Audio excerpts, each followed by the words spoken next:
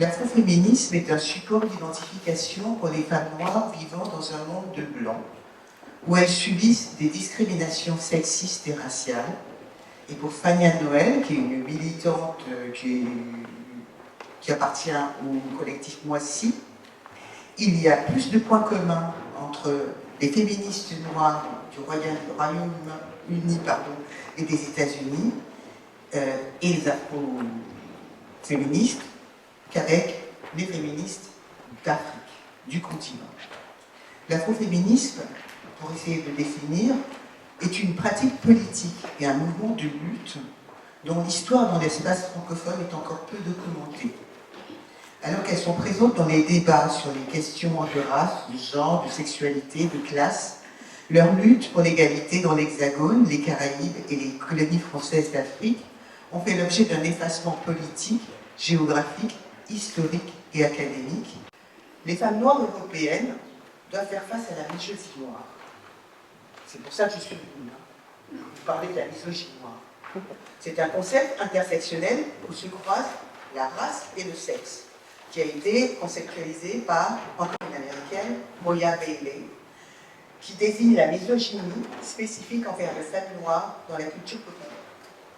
Cette violence, exercée par des blancs et des hommes racisés, en particulier des noirs, combine la race, le genre, la classe sociale et l'orientation sexuelle, et elle aggrave les discriminations envers les femmes noires européennes.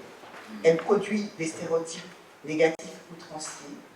La Black Back Mother, la Black Back Bitch, là ce sont des expressions de Patricia Hill Collins, la femme noire forte, la maman noire, là c'est Elsa Dorlin et Walter Barnes, c'est pas le prénom. La Jézabel hypersexuelle, c'est un Américain qui s'appelle Pilgrim. Et là, je vais citer un de nos participants, Monsieur Le Bihan, la négresse, la mulâtresse, la peule africaine. Il y a également d'autres stéréotypes, la femme automitant, c'est Stéphanie, enfin je ne sais plus son prénom, Mulot, donc c'est un stéréotype par rapport aux femmes antillaises. Donc la niafou, la fatou, la noirteux en France. Là, ce sont donc, mes références là sont plutôt des références d'afroféministes. La femme africaine, c'est une Belge qui a travaillé, qui s'appelle Joricette, je n'ai plus son prénom en tête, qui a travaillé sur les figures de la femme africaine coloniale au Congo, Brazzaville. La femme du tiers-monde, qui est un vocable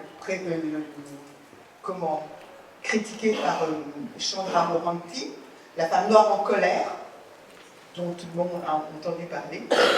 Et toutes ces expressions englobent la réalité sociale des femmes noires en Occident, où la misogynie noire se manifeste par des comportements méprisants et dévalorisants. Par exemple, quand je suis arrivée à l'hôtel hier soir, le réceptionniste ne m'a pas salué, m'a demandé si j'allais payer. Voilà le type de comportement qu'une femme noire doit. Je donne cet exemple parce que c'est récent, c'est hier soir. C'est le vécu de l'afro-européenne en Europe.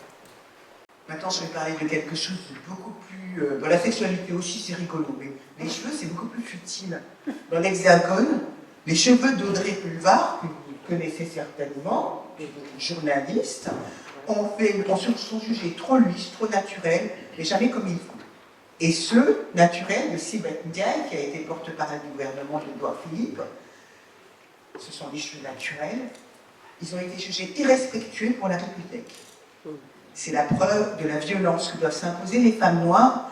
Je cite un auteur dont j'ai oublié d'écrire une référence, vous me pardonnerez. Alors, la violence que subissent les femmes noires pour que leurs cheveux soient jugés présentables et de la sanction qu'elles subissent lorsqu'elles ne se plient pas aux règles. En traitant la question du cheveu crépi comme un objet sociologique, Juliette Esmeralda, donc pour toutes celles qui ont un problème pour gérer leurs cheveux, allez la lire, c'est hyper intéressant. Elle démontre que la corporéité est socialement construite. Elle avance le défrisage, les tissages, les perruques, rendre compte de l'aliénation noire.